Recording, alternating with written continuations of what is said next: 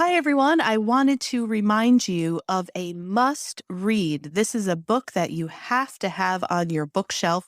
It is called The Necktie and the Jaguar by Greer.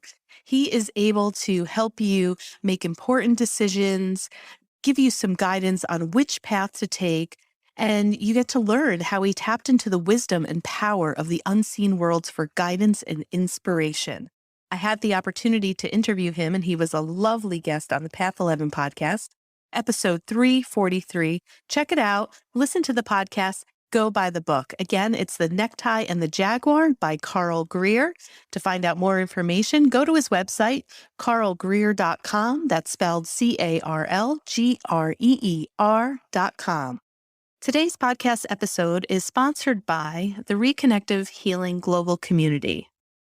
I don't know if you guys remember, but back in 2020, we released an episode with Dr. Eric Pearl and Jillian Fleer about Reconnective Healing.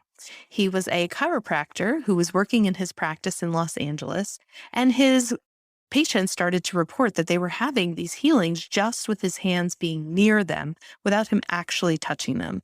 So he went on to research and try to find out what this universal wisdom was behind what was happening, and he developed the Reconnective Healing process.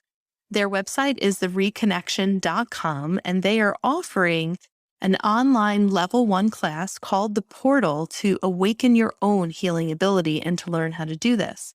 There's over 8 hours of interactive content where you will learn to interact with energy, light, and information to experience lasting knowingness, peace, and love without limitations. They gave us a coupon code to give to all of our listeners. It is Path2Portal. We're going to put that in the show notes, and that's 25% off of the Portal online level 1 course. I hope you guys enjoy. Let me know if you take it. Send me an email. Would love to know how the course works for you. Hi, and thanks for tuning in to the Path 11 podcast. I am your host, April Hanna. At the Path 11 podcast, we are here trying to deliver leading-edge research on consciousness, healing, and metaphysics. And just like you, we are trying to answer the big questions about life. Who are we? Why are we here? And what is our purpose? We hope by listening to our podcast, it will make each day you live on Earth a little easier to understand. And now for today's podcast. Well, hello, everyone, and welcome to this podcast today. Now, do you know what your spiritual DNA is? I know I had no clue. I'm hoping to find out. We all know that we have regular DNA, but did you know that you had spiritual DNA? Do you even know how to access it? Do you know how to use it? Well, my guest today is going to talk all about that and hopefully teach us how. And it sounds like she's going to decode my spiritual DNA. So I'm really excited about that. My guest today is all the way from Australia, Carmel Niland, and she is the former CEO and leader of various government agencies on gender, racial equality, human rights, and child protection in New South Wales, Australia. She has recently written a book called Our Spiritual DNA, 12 Ascended Masters and the Evidence for Our Divine Ancestry. So I am very, very excited about this. Carmel, welcome to the Path 11 podcast. Thank you very much. I should also mention that I have an American son born in Ithaca, New York. Ithaca. I was a student there. Yeah, one of my best friends lives in Ithaca. Every time I go there, I buy a new shirt that says Ithaca is gorgeous because they have the beautiful gorges there. It is. And it is. I've spent a lot of time in Ithaca. It's beautiful. It is. Yeah, and you went to Cornell University there, you had said? For a little while. My husband did his PhD there. We both were at the University of Illinois first. That's in Champaign-Urbana. And went there where I gave birth to a son, Tompkins County Hospital, just in case anybody's listening from Ithaca. Yeah, I'll have to send this podcast to my best friend Tracy because that's right where she lives. Yeah. So, okay. So how does one kind of work with local government agencies and then all of a sudden you're writing a book about spiritual DNA? So give us a little bit of your background. Okay. Well, what it is, it's really like having dual personalities. So I had a regular life with regular degrees, living in regular places, bringing up my children, and then I went to work in government and I ran government agencies. But all the time, I was conscious that I was living in two worlds. So I could see the auric field of people. So imagine sitting in a meeting with everybody there, ministers of the crown, important people, and they start talking. And you can see by their auric field that they're telling you a bunch of hogwash. Oh, Got it? got You it. see the colours around them.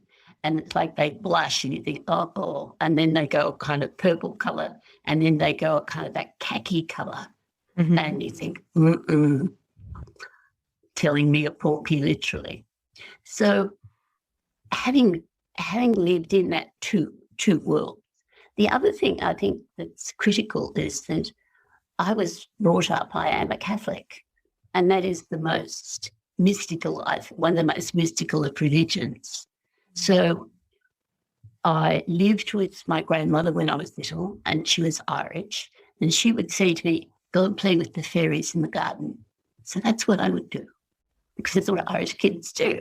Yeah. And then I go to a convent, and I'm taught by Irish Catholic nuns. So once again, you're shifting between the realities, and you're shifting into things that are a way of looking at the world where other entities are around, including in the garden. Mhm. So that's how I lived in two worlds. And by the time I got to give up my work, my paid work, I just settled into doing what I really wanted to do, which was write about Merlin. And the other thing that fascinated me was that we had physical DNA. So why didn't we have spiritual DNA too? I mean, I never doubted the fact that we had a soul. So how did it work? And if the nuns told me that I was part of God, how did that work? So I tried to ask myself those questions and come up with answers. And it took, 30 years or so, but eventually I got there. Yeah. Now, I know that you also received the help of working with a lama. Was it a Tibetan? A Tibetan lama. Tibetan lama Yeah. that had the ability to also go in between worlds. And he began to channel for you as you were asking these questions. And maybe we should talk a little bit about the Ascended Masters, because you talk about the number 12 being very important and that there's 12 Ascended Masters. And I know that you were very connected to Saint Germain. Yes. Okay. So let's start with all of that. Just on the matter of 12 first. There are 12 members of a jury, there are 12 apostles, there are 12 ascended masters, right? There are 12 in a dozen. There are all kinds of 12. So when Yeshua ben Joseph, Jesus, was on this earth, he put 12 around him. And when you actually look at the elements of DNA, you'll see that there are like 12 aspects of DNA. This is of human DNA. Mm-hmm.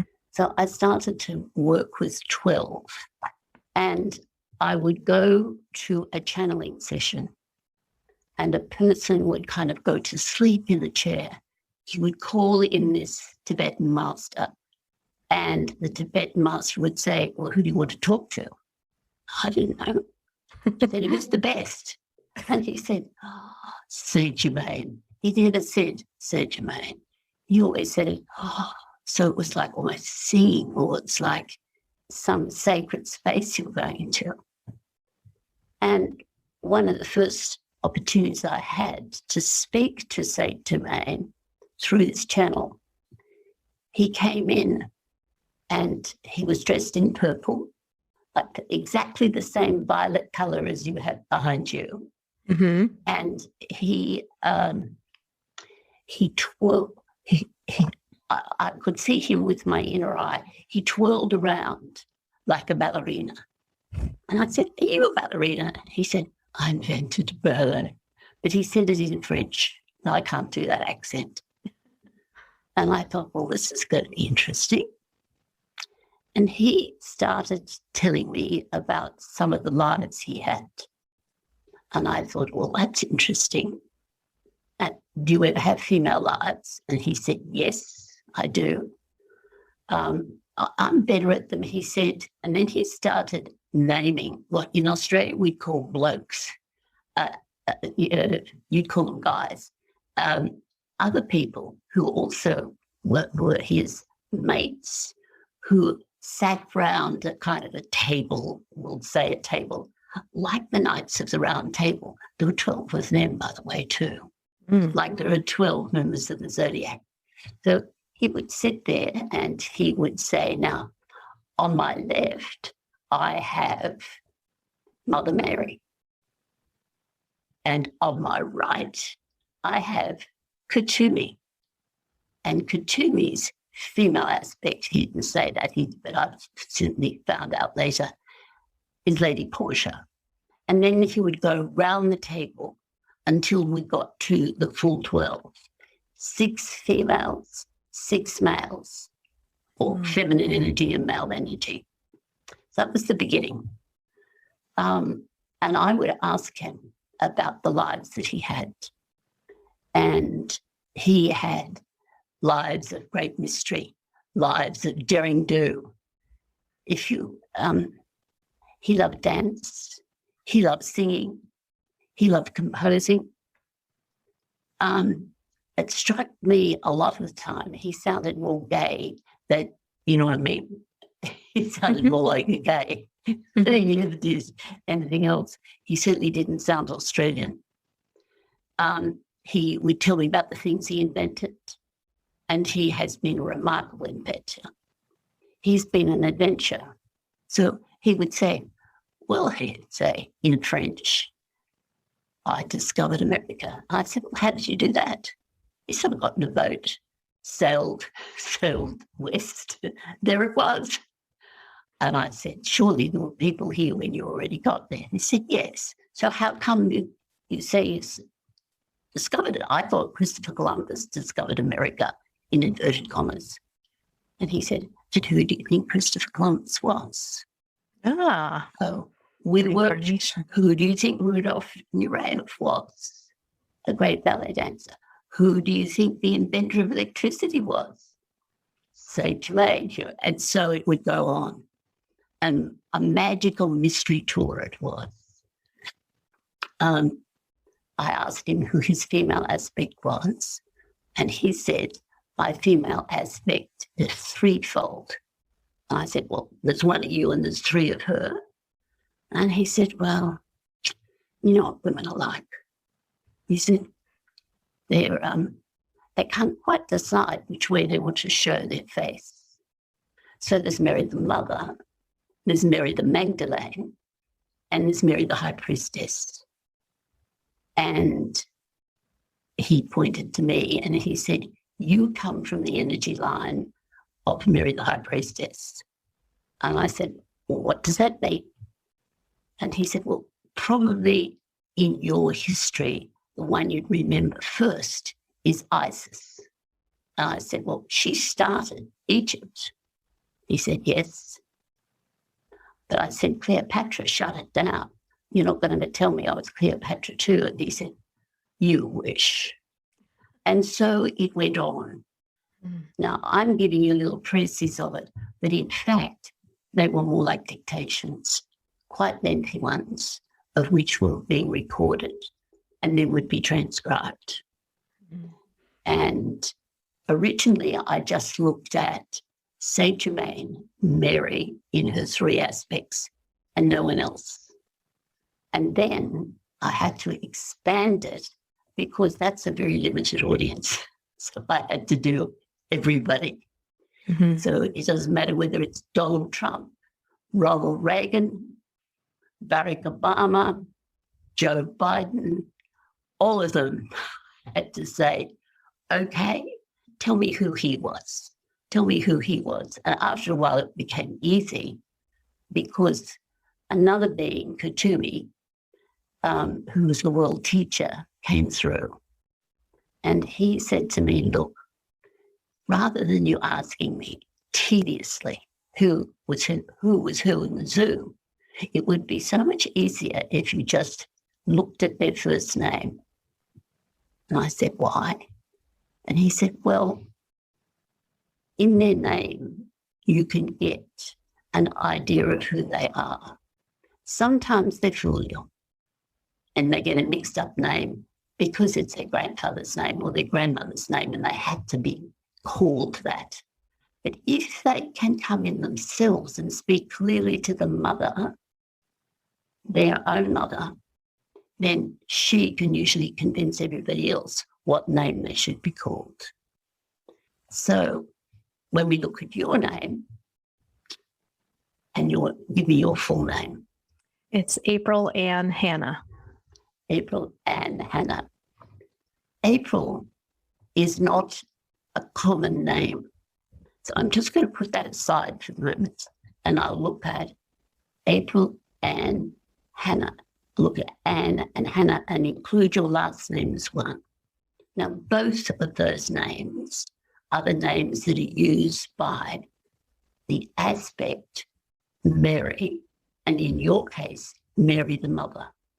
And Mary the Mother seldom incarnates. So in America at the moment, there might be, I'll make this number up, but I want to give you the idea about how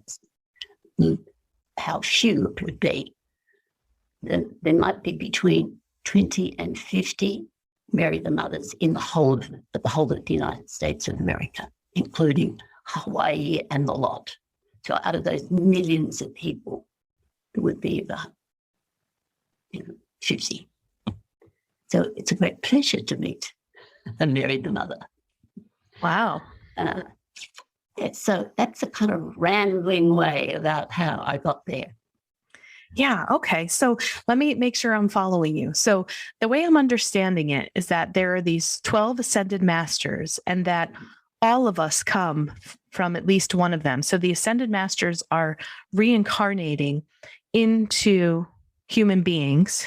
Mm-hmm. They can be our great inventors, our beautiful musicians, the famous people, but everybody comes from a certain ascended master. And this is what you've been able to decode. And it doesn't matter how unknown they are, how humble they are, whether they're lying in the gutter tonight.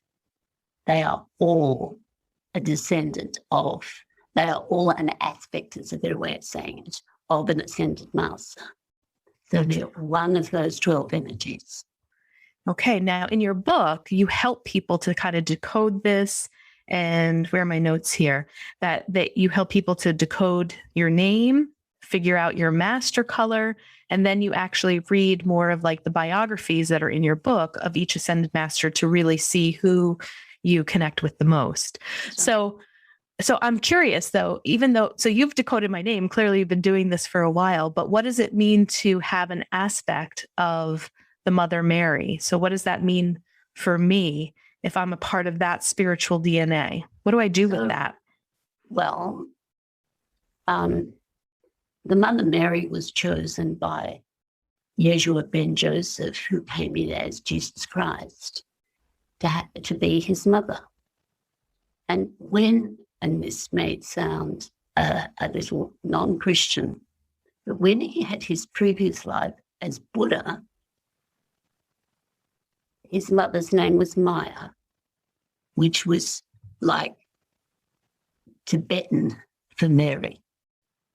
So his mother is always constant. She's always the same being whenever he may incarnate. Now, that's not the same with you and I.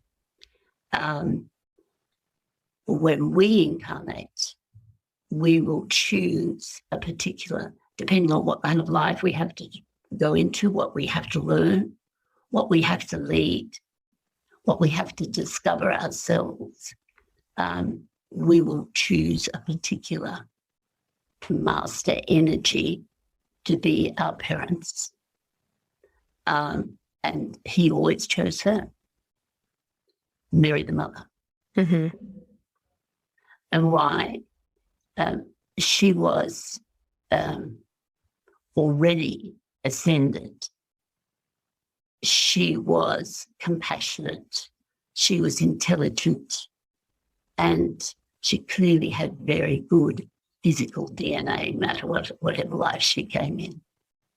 She met his requirements, plus his spiritual requirements, because if you're going to come in as a person who's going to teach others, then you've got to have a mother who can teach you. Mm. Right. Mm-hmm.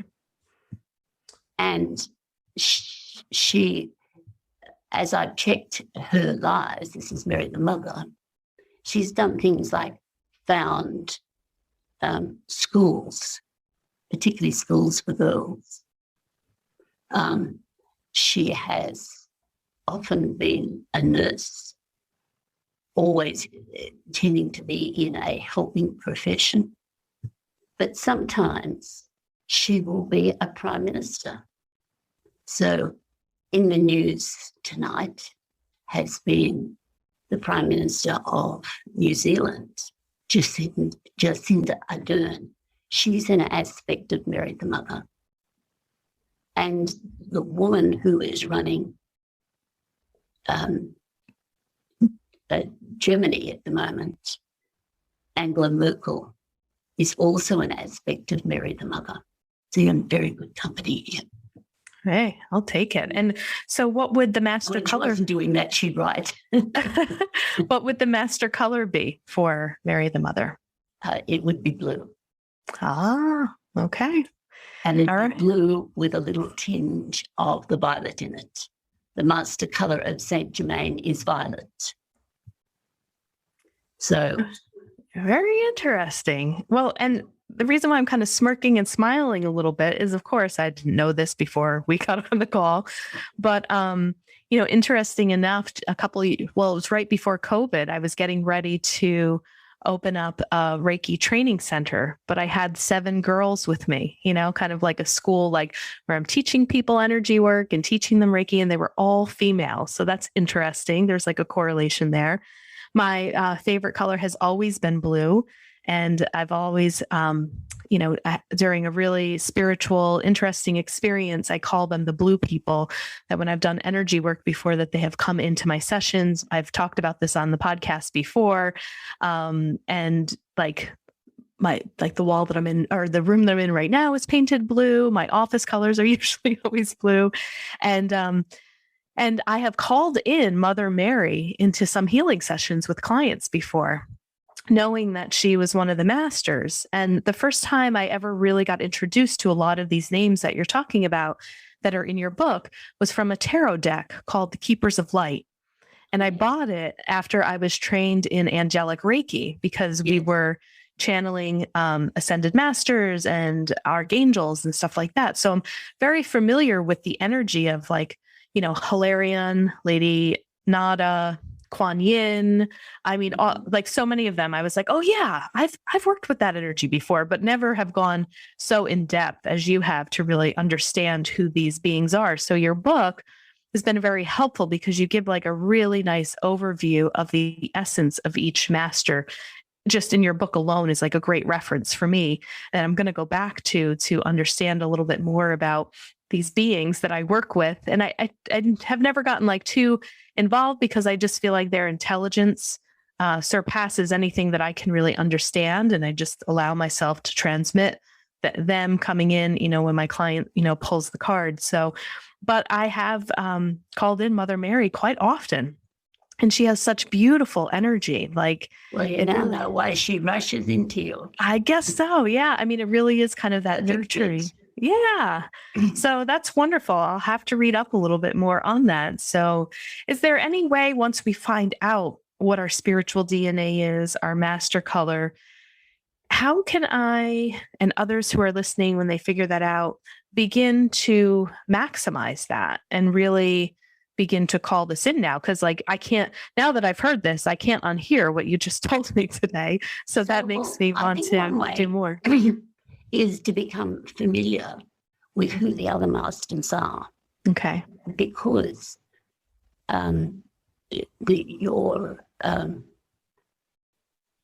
your equivalent master would be Saint Germain. Mm-hmm. And as I said, he discovered America and just about everything else.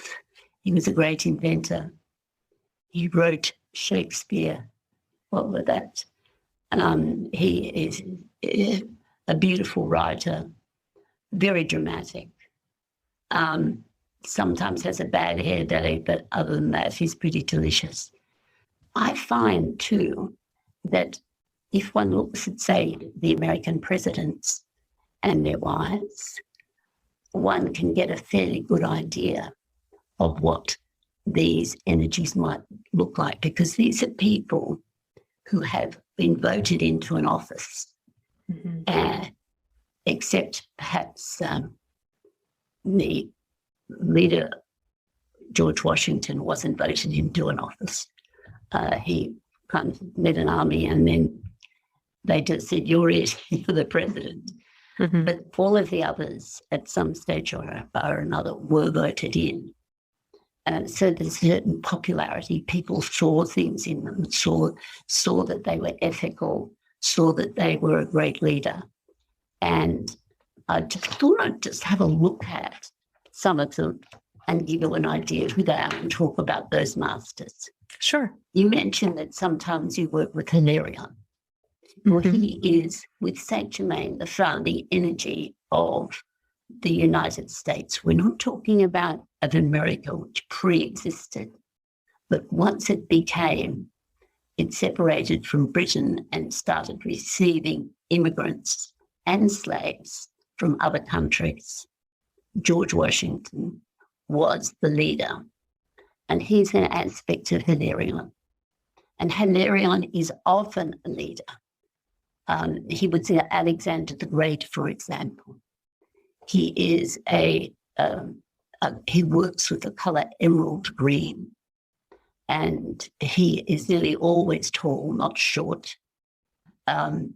He is, I'm just trying to think how I'll describe him. And he's usually pretty handsome as well. So, he's got a lot of things going for him. He tends to, he brings in all great changes. So if you want someone who can get America together and get it on its feet, he wins a war, and then he settles into running the show. And he brings in people with him who were all some of the best master energies ever. So he marries Martha Washington, and she's an aspect of Mary the Magdalene. John Adams was El Mariah. Now, he was one of the beginning fathers of America, and his name, John Adams. John, he ain't, because that's a Katoomey name. And in those days, they didn't have middle names, so it's not very hard. But when you look at Adam, his other name, you get the sense that you're looking at somebody who is the first man. And the first man, Adam with Eve, was none other than El Mariah. So that's actually how you get to it. Sometimes, if I can just go away from the first founders and just talk a little bit about Abraham Lincoln, whose wonderful monument I loved going to. And I looked to him. Now, he has the name Abraham, and that goes right back to the beginning of Judaism. The founder of Judaism, if you like, was Abraham. So it's a good foundation name. He was a man of impeccable fortitude and courage, not only fortitude, but morality as well. He was involved in the Civil War, and he comes back occasionally to have other lives because he's very wedded to America. We had the pleasure of having him return in Australia as John Fay, who was one of our governors of the state, and was very critical in the running of Olympics and of, doing that for the whole world. John Adams was married to Abigail Adams, and she was Mary the High Priestess. Alexander Hamilton, notice the name Alexander. I said that Hilarion was Alexander the Great. So Alexander Hamilton was Hilarion. James Madison. James is a favourite Saint Germain name. And there's also a wonderful avenue called Madison Avenue in New York. It's all about advertising. Well, he pretty much invented advertising. So he's associated with James Madison. Dolly Madison is an interesting thing. She was called Dolly because she was so pretty. And one of the prettiest of all of the master energies is Lady Portia. She's the female aspect of Katumi. And when you think of people like Grace Kelly or Jacqueline Kennedy, as an exceptionally beautiful Americans, and your current Vice President is also an aspect of Lady Portia. Expect great things of her. Thomas Jefferson. Thomas is an interesting name. He was one of the apostles' names. And he loves the name Thomas. So almost whenever you come across a Thomas, including Thomas the Tank Engine, you can be certain that it is the Serapis Bay energy. As an Australian, or if you're British, you would know him as Winston Churchill. And you'd also know him as Einstein and Isaac Newton. With this particular energy, you are talking brains. So if we go right back to the foundation of Egypt, there was Isis, who was Mary the High Priestess, and there was Osiris, who was Serapis Bey. And they worked with Katumi, who was 95% of every pharaoh that Egypt over 3,000 years ever had. 95% of them were him. And Katumi is the master in charge of geometry, mathematics, and all the rest of it. So when you look at Egypt, particularly from the air, you can see this pharaoh who kept putting geometric symbols on the landscape. The pyramid is typical of, his kind of thinking. And if you can look at it as a mathematician, you can start to understand Katumi. Benjamin Franklin is a particular special of mine, a special friend and favourite of mine. Benjamin was a biblical name, and that was a favourite life of Saint Germain, and he was back as Benjamin Franklin. Deborah Reed Franklin was Mary Magdalene. John Jay was Katumi, and Sarah J was Mary the High Priestess. So you had quite a lineup there. Now, what I'd like you to do is to take a master's name, and I'll work again, I think, with a president.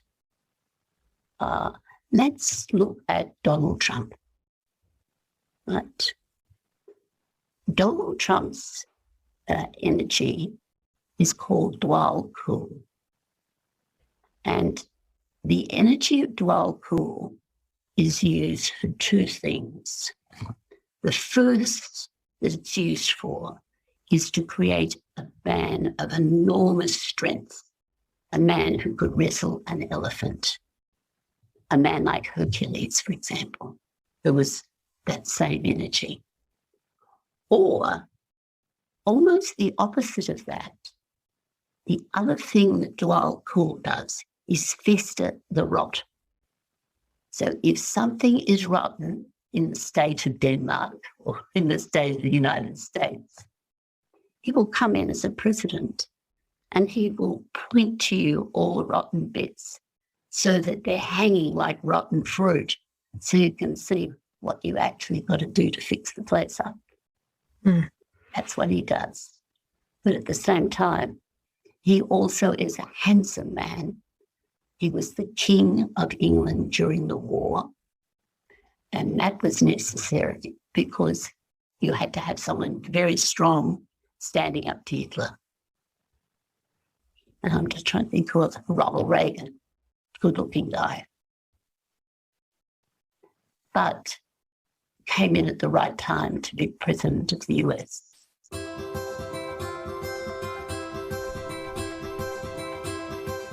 Hi, everybody. I wanted to just take a quick moment to tell you about a beautiful divination deck of cards that you can get your hands on. My friend, Molly Mandelberg, spent 2 years traveling the world while writing and illustrating the Wild Hearts Rise Up Oracle deck. This inspired pep talk deck has some serious magic inside. Pulling a card a day from this deck will encourage you to bring your dreams to life, to allow that idea tapping you on the shoulder to finally manifest into physical reality. It's sassy, insightful, and potent. The link to check it out is in the show notes of this episode. Just click on there. It's going to bring you right to the Oracle deck. And again, it's Wild Hearts Rise Up Oracle deck.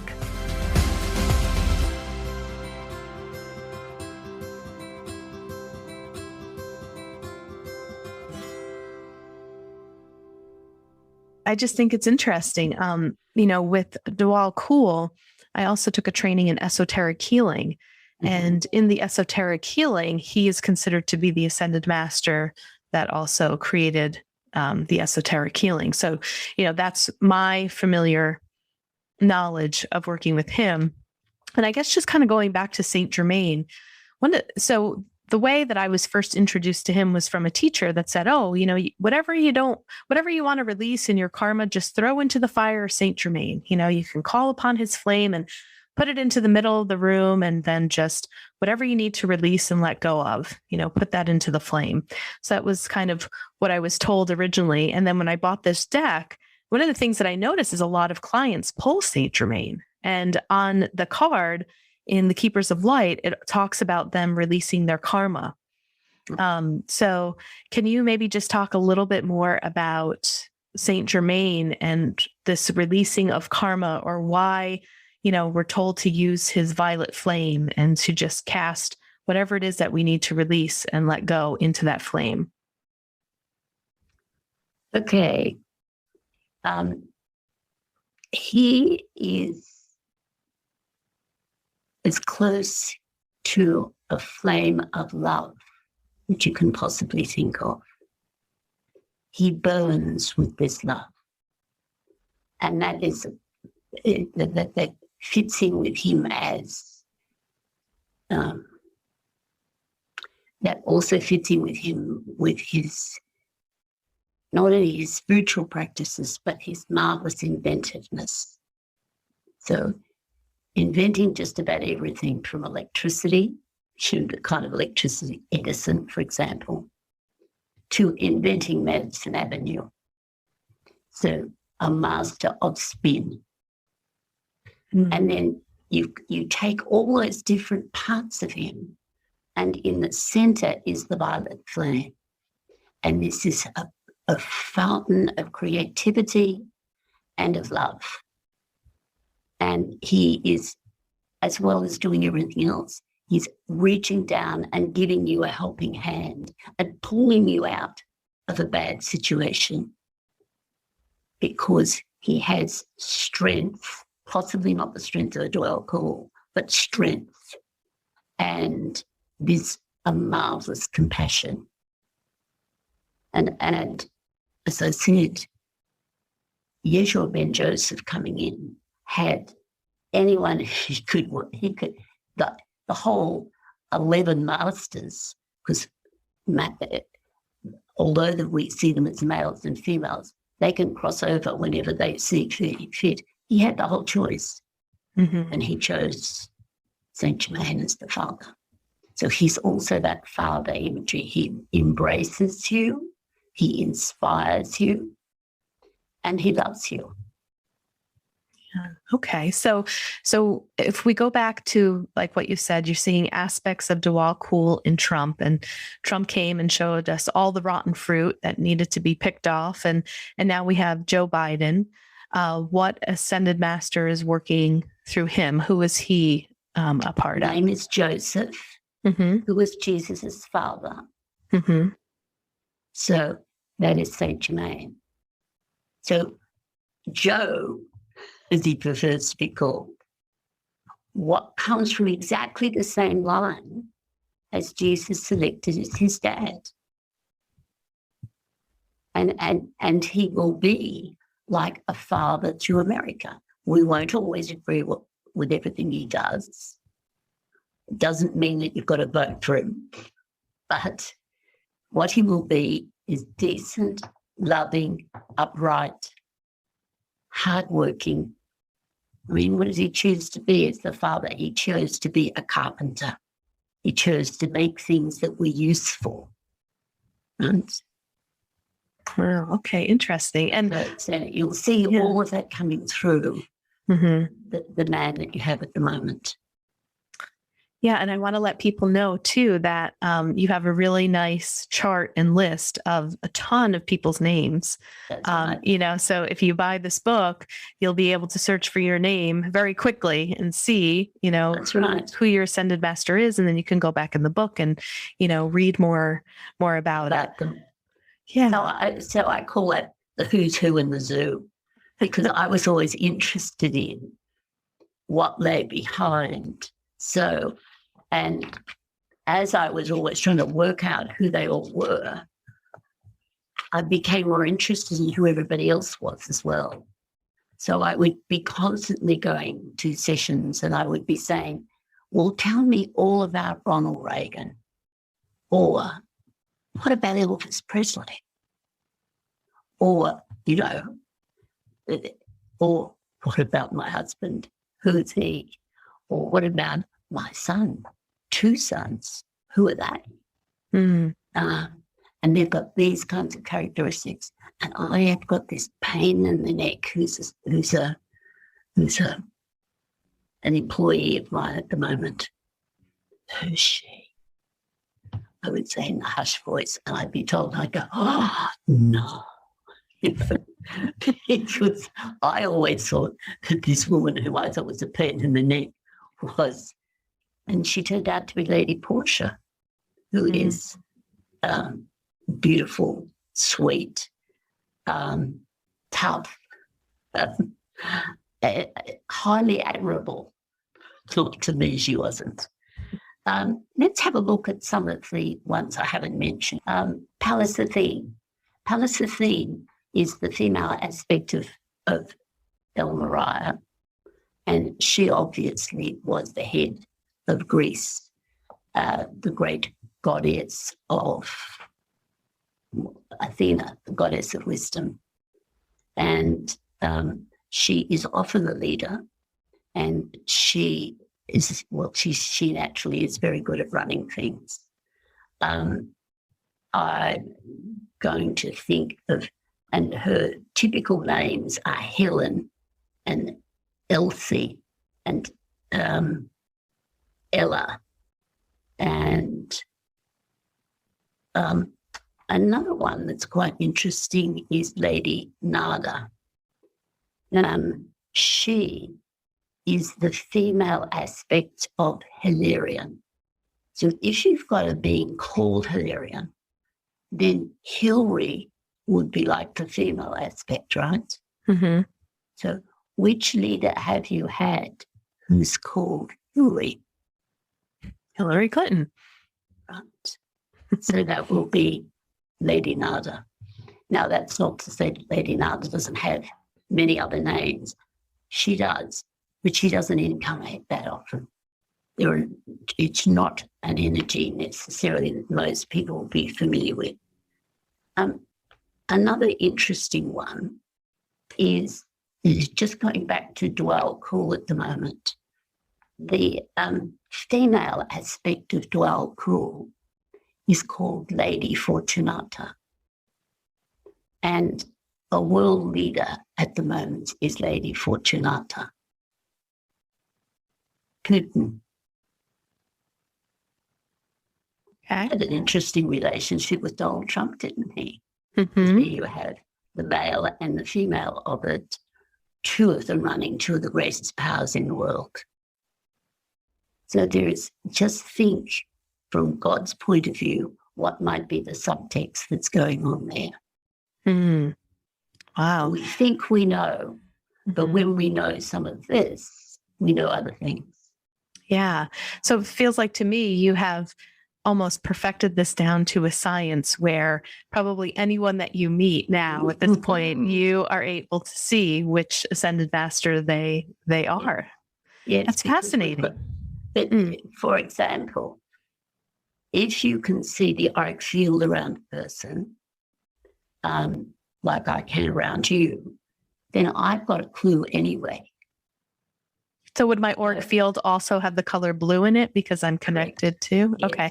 And I've been told that before. But it's blue, like pictures that you see of Mary, who I would call out, as a Catholic, I call her Our Lady. It's that kind of blue. It's blue with a little bit of violet in it as well, from St. Germain's Violet Flame. Yeah. So that's so interesting because years ago, I should probably have this psychic medium. She was phenomenal. Tracy Flutie is her name. She's local here to the area. And that's one of the things that she does when you first go and talk to her, and she can see your auric field and your color.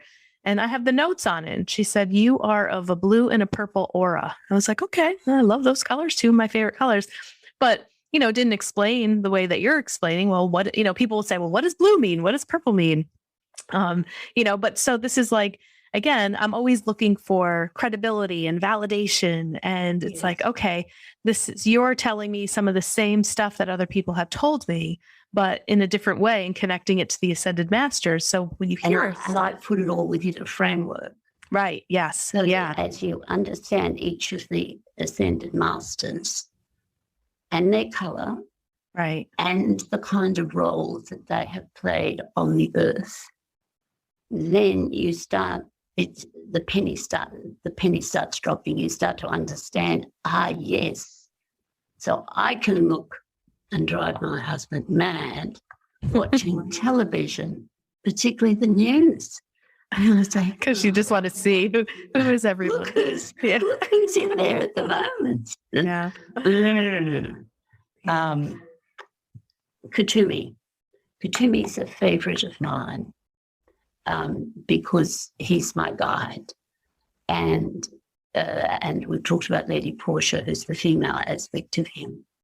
And he has played a particular role in America. He's been very prominent here. He's been very prominent, and I'm just trying to think of some of the Kuthumis. He was St. Francis. He was Galahad. He was Shah Jahan of India. He was St. John and all the other John names, was one of the apostles. He was St. Jude. He was Kevin, Isaac, and Yitzhak. He was Louis, as in Louis XIV, Oliver and Olivier, Roger, Ronald, but not Ronald Reagan, Theodore, Tristan, Ulysses, Odysseus, and then William and all of the other forms of William, like Bill and Willie and Liam. So there are probably four masters, there are 8 in a sense, but there's Kuthumi and Lady Portia, there is Saint Germain and the 3 aspects of Mary, there is El Mariah, and there is Hilarion. And these are the ones that you will come across most commonly. And knowing how they work will help you understand who everybody else is. Yeah. Well, I'd like to highly encourage everyone to check out your book, to get it, to figure out what your spiritual DNA is. Again, Carmel makes it very easy. And can you also let people know what your website is, how people can find more information out about you? Your books are available, I'm sure, like on Amazon, anywhere where you purchase books. And just let people know what the name of your website is. Well, I have one website that's called Our Spiritual DNA, like that. I hope that's right, Our Spiritual DNA. And that will help explain further than I'm able to tonight the concepts of our spiritual DNA. I have another website which is called A Darker Magic This Way Comes, which is part of the novel in the Merlin series that I'm writing. And I also have my own website. But my own website, because I've got such diverse interests, might take you up the garden path, because I'm president, I was the Australian president of the Iris Society, for example. So you're likely to see a lot of iris there. Why? Well, it was St. Germain's favourite colour, purple, And so I've gone off and round a whole lot of things. Yeah, wonderful. Well, thank you so much for we really just covered, there was so much involved in your book. So we were really kind of touching on the highlights of this. And I hope that we sparked, a lot of curiosity in everyone listening today to really want to investigate their spiritual DNA. If these names are new to you and you have never heard the names of the Ascended Masters, I would use this podcast as a way to get curious about it, read about them. Like I said, the Keepers of Light, I can't think of the gentleman who created them. He's pretty famous too, but that's a great tarot deck that I use all the time in my practice. And that's kind of also an easy way to get to know these energies and these names. But Carmel's book really does a very, very beautiful job of going more in depth with really understanding who the Ascended Masters are. So we will put her website in your show notes. And I'd like to thank you, Carmel, again for being here. And I'd like to thank everyone for listening today. Take care, everyone.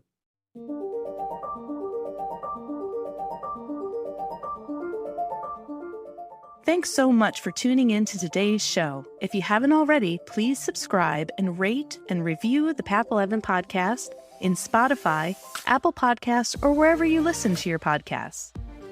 Also, this podcast is made possible by our sponsor, Path 11 TV. Visit path11tv.com to start a 7-day free trial and start streaming over 100 hours of exclusive video content on consciousness, healing, and life after death.